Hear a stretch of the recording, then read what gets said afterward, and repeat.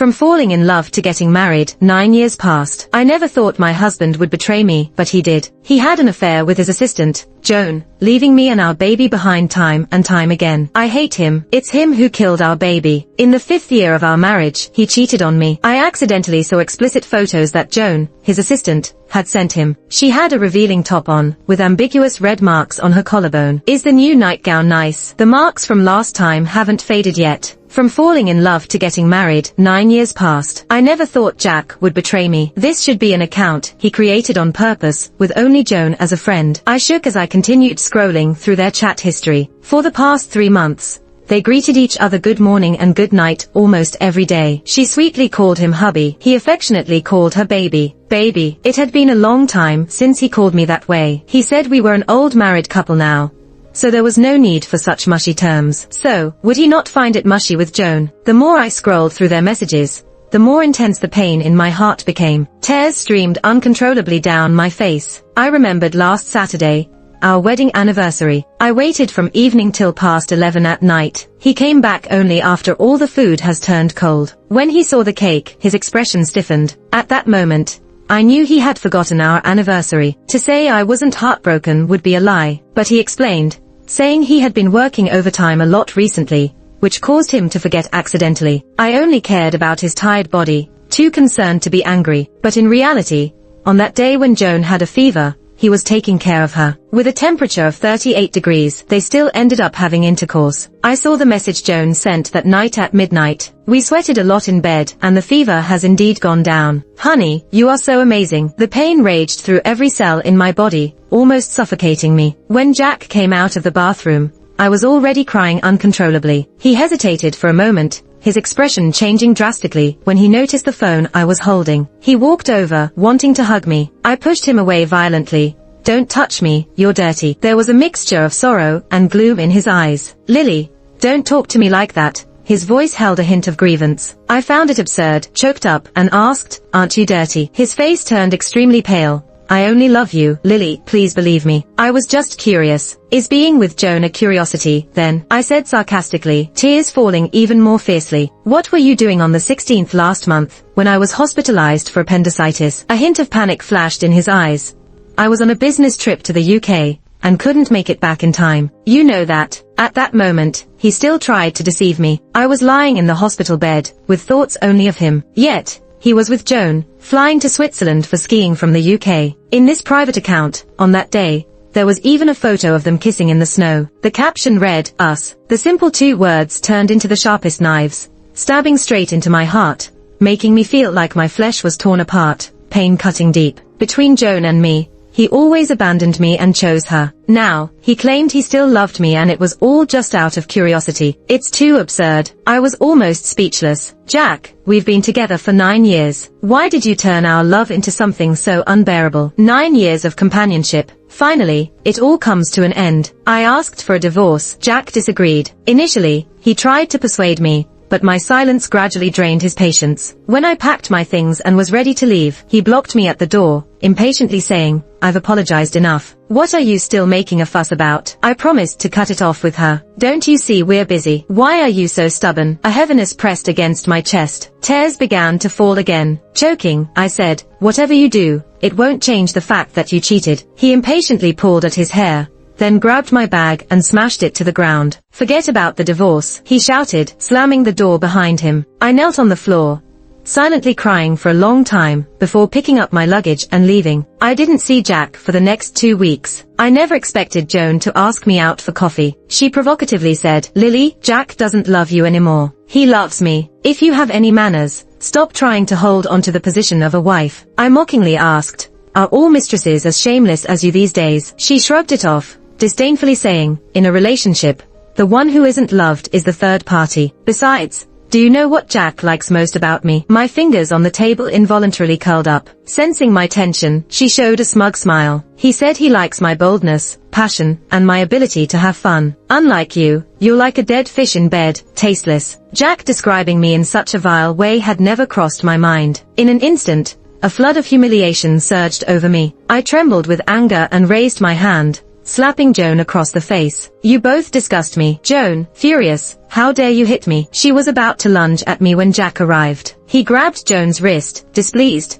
"Didn't I warn you not to harass Lily?" With that, he gave her a strong push, causing Joan to fall to the ground. She hung her head, stunned for a few seconds. When she looked up again, her eyes were already red with tears. She tearfully complained, "You said you'd always protect me. She hit me, and you pushed me for her." Jack's voice was cold. "If you didn't come to bother her, you wouldn't have been hit." Although Jack was defending me, I couldn't help but notice the tenderness and pity in his eyes when Joan cried. Joan yelled loudly, "Jack, I hate you. I don't want to deal with you anymore." With that, she wiped away her tears and walked out. Hearing this, Jack's eyes flashed with panic and helplessness. I could tell he was genuinely afraid that she would ignore him. A pang of pain shot through my heart as I fought back the urge to cry, sarcastically remarking, "If you can't bear to part with her, then go after her." Jack's gaze finally returned to me. "Lily, I'm sorry. I didn't know she would bother you. I promise you, this won't happen again in the future." Suddenly, someone downstairs shouted, "Something's happened." The girl who ran out crying just now got hit by a motorcycle. Jack's body tensed up suddenly. The worry and nervousness in his eyes were unmistakable. In a trembling voice, he said,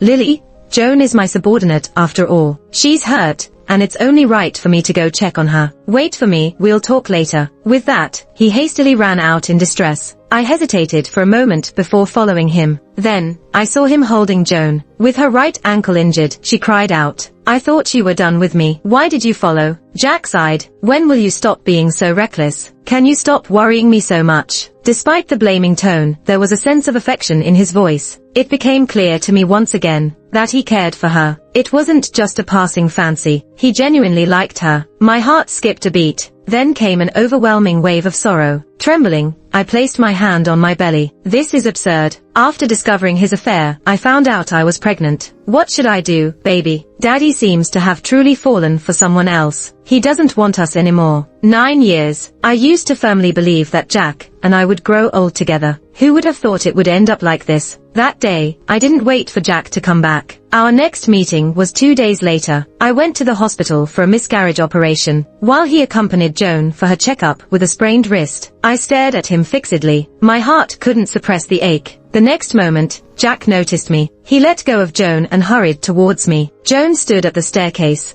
gripping the railing, angrily glaring at me. Jack asked anxiously, "Lily, why are you here at the hospital? Are you feeling unwell?" I scoffed. "You naturally have no time to care for me." His eyes slightly changed, hastily explaining, "Lily, don't misunderstand. Joan has no one else here and is injured. I'm just showing concern as her boss. There won't be anything between us. You have to believe me." Should I believe him? After learning about my pregnancy, for a moment, I almost wanted to give him another chance for the baby's sake. I couldn't bear to part with the child. The thought of removing him from my body was unbearable. I wanted to keep him. In fact, Jack also loved kids. 2 years ago, when we moved to a new house, Jack deliberately prepared a nursery in the villa and bought a bunch of boys' and girls' clothes and toys. At that time, I teased him for being too exaggerated. "My belly hasn't even grown, and you've already bought 8-year-old children's clothes. You're so confident. It's ridiculous." He didn't mind and just laughed it off. "I'll spoil our kids. What's it to you? After all, he's the kid's father." Regardless of how things were between Jack and me, I had to let him know about the child. I was about to tell Jack about my pregnancy when Joan at the staircase suddenly screamed for help.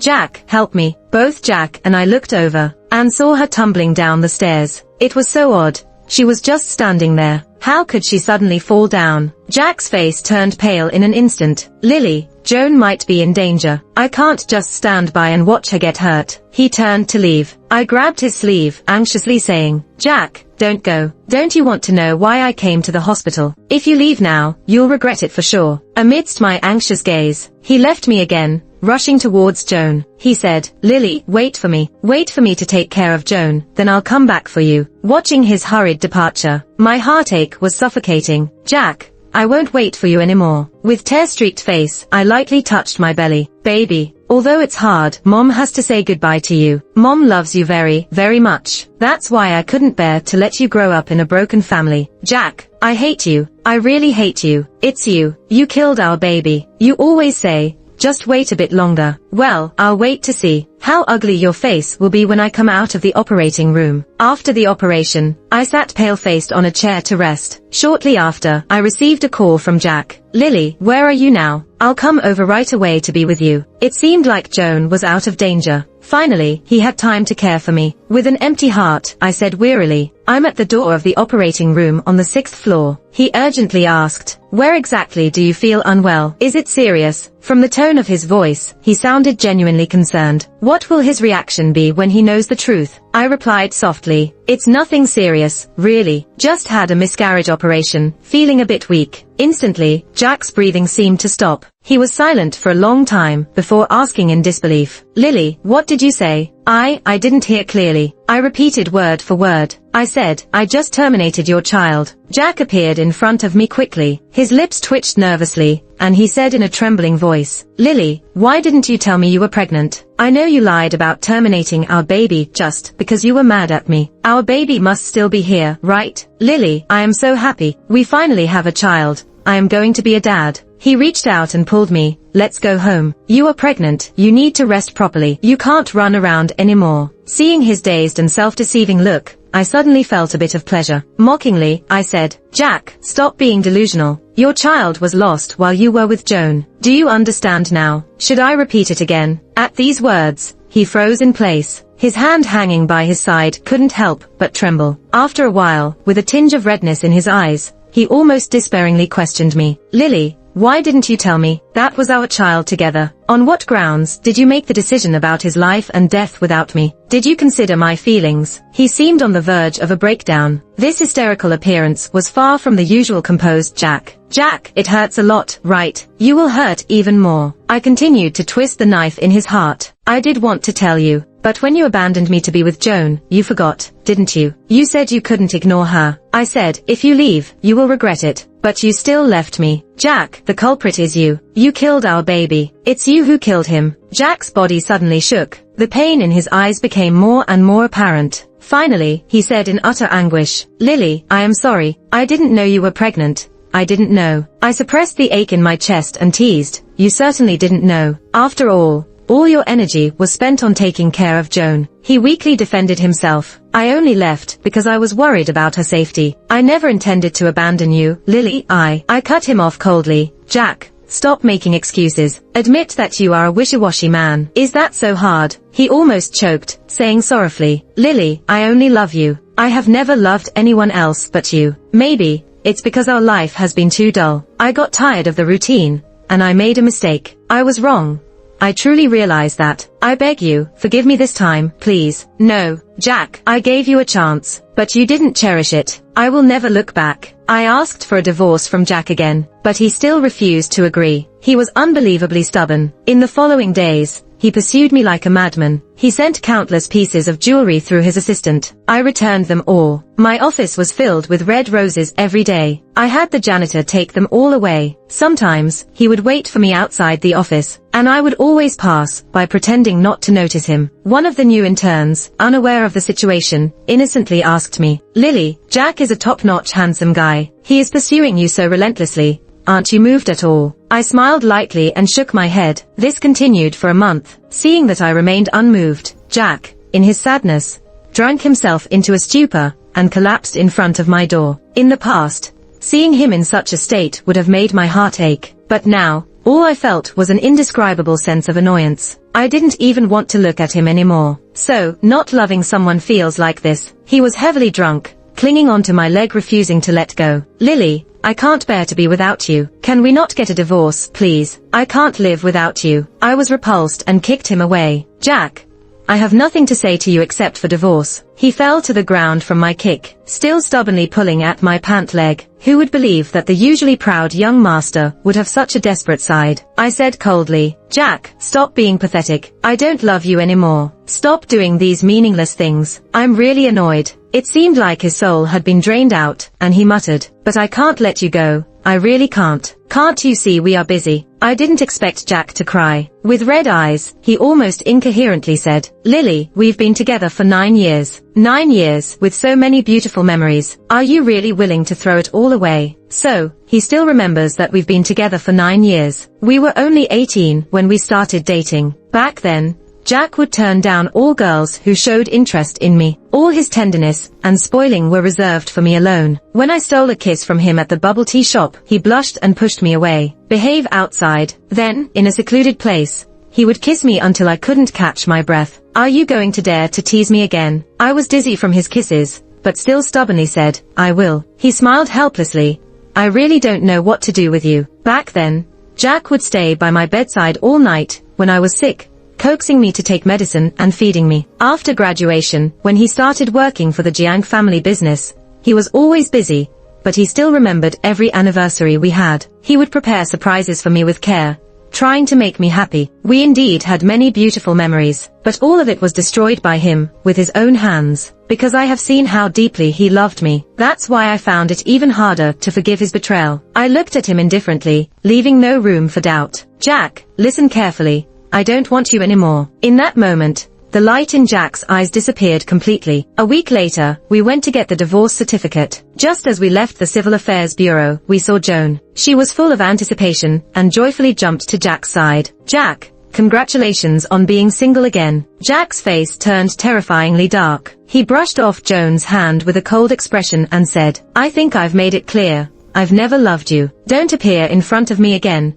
There's no possibility between us. Joan looked at him tearfully, but Jack simply ignored her. He hurried to catch up with me, trying to explain. Lily, I haven't contacted Joan since. I don't know why she's here. I stopped in my tracks and said plainly, all of this has nothing to do with me. Jack, we are already divorced. He forced a bitter smile and said desolately, yeah, you no longer belong to me. The days after the divorce were calm and simple. One day, a month later, I was assigned by my boss to welcome a client company's big boss. When I saw that tall figure, I was somewhat surprised. Tom stood in front of me and smiled lightly. Long time no see. Indeed, it had been a long time. It should have been about 5 years since we graduated. Tom and I were in the same university, but different majors. Although he seemed aloof, he was extremely handsome, with a good family background. After college, he went back to his hometown to take over the family business. I shook hands with him and smiled. What a coincidence. He raised his eyebrows lightly. Coincidence. I didn't quite understand what he meant. He didn't say much more. The project progressed smoothly. 2 weeks later, at a dinner after signing the contract, colleagues whispered in my ear,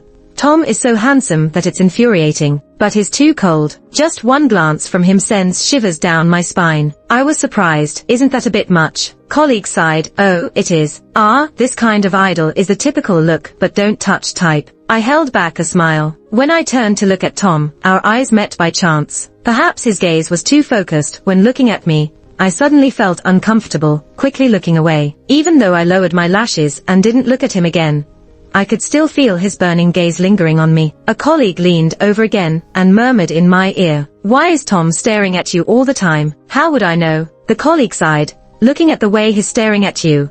It's like he wants to devour you. I lightly tapped her. Don't be ridiculous. The colleague didn't say anything more, but smiled intriguingly. After the dinner, as I hailed a cab on the roadside, Tom's Porsche stopped in front of me. His voice was low. It's not a good time to catch a cab.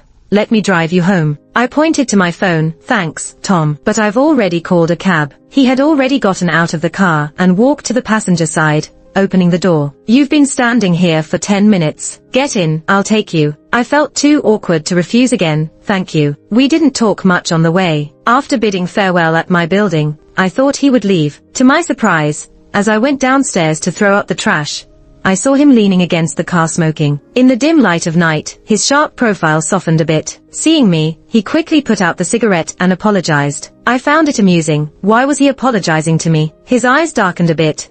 I remember you don't like the smell of smoke. How did he know I didn't like the smell of smoke? He didn't explain, just urged me to go upstairs and rest. Then he drove off. Over the next month, due to work reasons, I had more contact with Tom. One day after a project meeting, we went to have dinner together. When we sat down, he gallantly pulled out my chair. When ordering, I said anything was fine. He nodded. I'll order then. When the waiter served the dishes, I realized that all the dishes he ordered were my favorites. I looked up in surprise. Tom remained calm. What's wrong? Doesn't suit your taste? I shook my head. No, they're all my favorites. I was just curious how he knew my preferences so well. He smirked. Enjoy them. You've lost a lot of weight compared to before. I subconsciously touched my cheek. Do I look sick? I had lost some weight in the past few months due to Jack's affair. Not eating properly. Tom smiled faintly. Not at all. You still look beautiful. Just worried you might be too thin and get blown away by the wind. I just realized he was quite witty. I couldn't help but smile. Tom gazed at me tenderly. It's good to see you smile. Make sure to smile more in the future. I feel like you're not as happy as before when I see you this time. I sighed unintentionally, maybe because too many things have happened recently. Tom said meaningfully,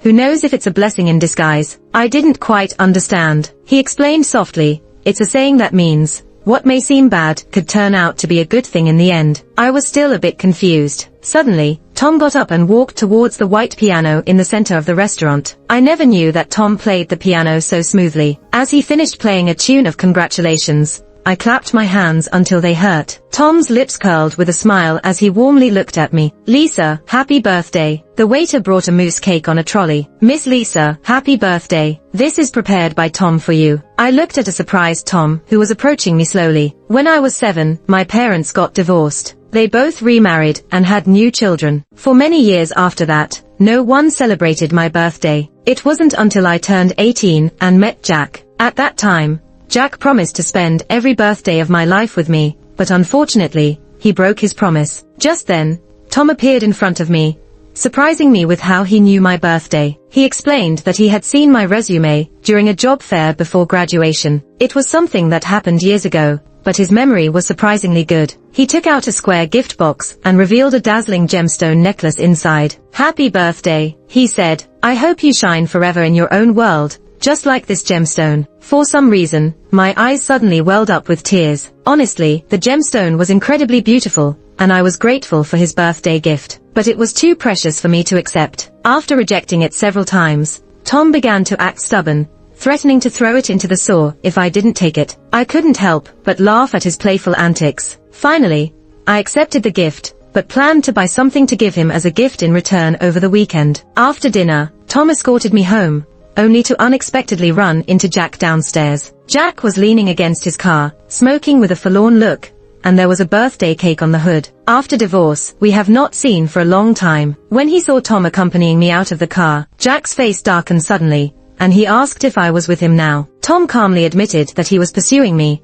but I hadn't accepted him yet, leaving me surprised. Since when did Tom pursue me? I glanced at Tom, and he gave me a knowing look, implying that he had been quite obvious. Jack grabbed my wrist, anxiously asking me not to be with other men. I coldly pulled my hand back, reminding him that we were already divorced and he had no right to interfere with my relationships. Tom mocked Jack for his infidelity and how he hurt me, making Jack furious and lashing out at Tom, escalating into a physical confrontation. I intervened, urging Jack to leave and not harass me again, threatening to call the police if he continued. Jack left without saying a word, looking devastated. Tom had a visible wound at the corner of his mouth, but he declined my offer to help treat it, thinking it would damage my reputation if seen. He then asked me to reconsider our relationship, not asking for an answer immediately, but hoping I would see him as more than just a colleague or client. He shared that he chose to work closely to me on a project because of me, recalling a moment from our college days, when I had comforted a little girl and impressed him with my gentle yet strong character. He admitted silently harboring feelings for me even when I was with Jack. It was a realization that left me stunned, especially when Tom's assistant Alan revealed that Tom's social media nickname was Wait. The significance of it hit me hard. Alan laughed and said, "Looks like you've already figured it out. I don't have many followers on social media. One of them, named Wait, has been following me for 6 years. Almost every post of mine, Wait would like, but never comment. Based on the social media profile, I thought Wait was a girl. Turns out it's Tom. No wonder he knows my preferences so well. It turns out every detail I post on social media, he remembers it all in his heart." Alan continued sincerely, "Miss Lily, Tom is definitely 100% sincere towards you. When you were happy, he never wanted to disturb you. It's only when he knew you were single again, that he wanted to fight for his chance. Lily, a guy like our Tom, handsome, rich, and loyal, is hard to come by. If you miss this chance, you'll regret it for a lifetime. Tom is indeed a good person. Everyone says he's aloof and indifferent, disdaining everything. But in the 2 months we spent together, he has always been gentle, polite,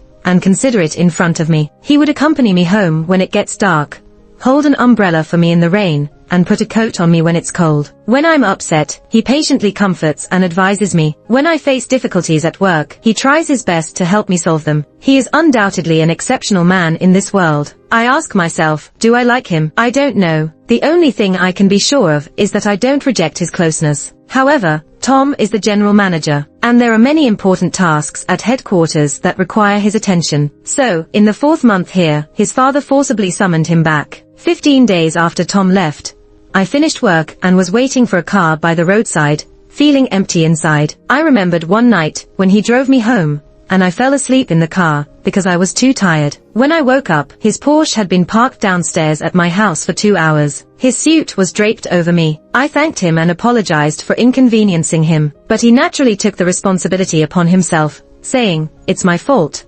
I couldn't bear to wake you up since you were sleeping so soundly." He was so considerate, never putting any pressure or burden on me. I was astonished to find that I seemed to be missing him. After returning home, I tossed and turned in bed, unable to sleep. I took out my phone and opened the conversation box with him on social media. The chat records were still from the day before yesterday. It seemed like he was really busy after returning. A sense of loss spread from the bottom of my heart. I thought of clicking on his profile picture on the social media, but accidentally sent a message. I tapped my forehead with my finger, regretting my actions. "Lily, are you stupid?" I closed my phone in annoyance. Not even half a minute passed before I received 2 messages on the social account. It was from Tom. "Why are you still up at midnight?" I replied grumpily, "Can't fall asleep." He responded quickly, "What's wrong? Something on your mind?" After some consideration, I cautiously asked, "Will you come back?" I immediately regretted it and tried to retract the message in a panic, but he had already seen it. "If you want to see me," he replied. Staring at the screen, my heart suddenly raced. After taking a few deep breaths, I carefully typed out a word, "Yes." He replied with a simple, "Okay." I held onto my phone and fell asleep unknowingly. Early the next day, the doorbell kept ringing. I groggily went to open the door,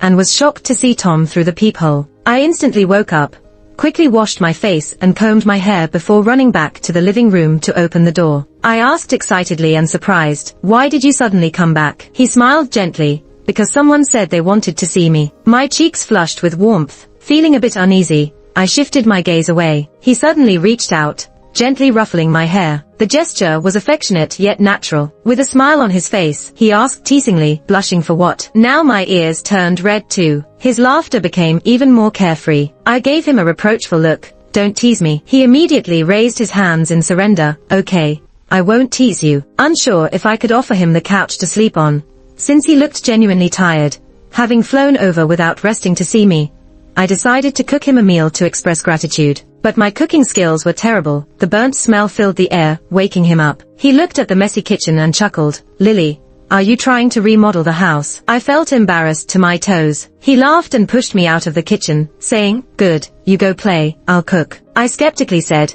"Are you sure you can handle it?" He pinched my nose gently. "Lily, please watch your words," he said. I suddenly realized how easy that sentence was to misinterpret. My face turned red with embarrassment. And then, his smile grew even wider. I never expected Tom to be such a great cook. I savored the meal and resisted the urge to give him a thumbs up. He gazed at me tenderly and asked, "Can I have the chance to make lunch for you for the rest of our lives?" His sudden confession made me blush uncontrollably. He laughed and said, "How come I never noticed before how easily you blush?" I chuckled softly. "And how come I never noticed before how much you enjoy teasing me?" He walked over to me, looking resolute, and said, "I'm not teasing you. Every word I say comes from my heart. Joan, I love you. I want to take care of you forever. I want to see you happy every day. Let me handle all the troublesome matters. Please give me a chance to prove my sincerity to you." His words were so sincere and heartfelt that I couldn't refuse, nor did I want to. With my face still flushed, I nodded. He reached out and embraced me tightly. He held me close,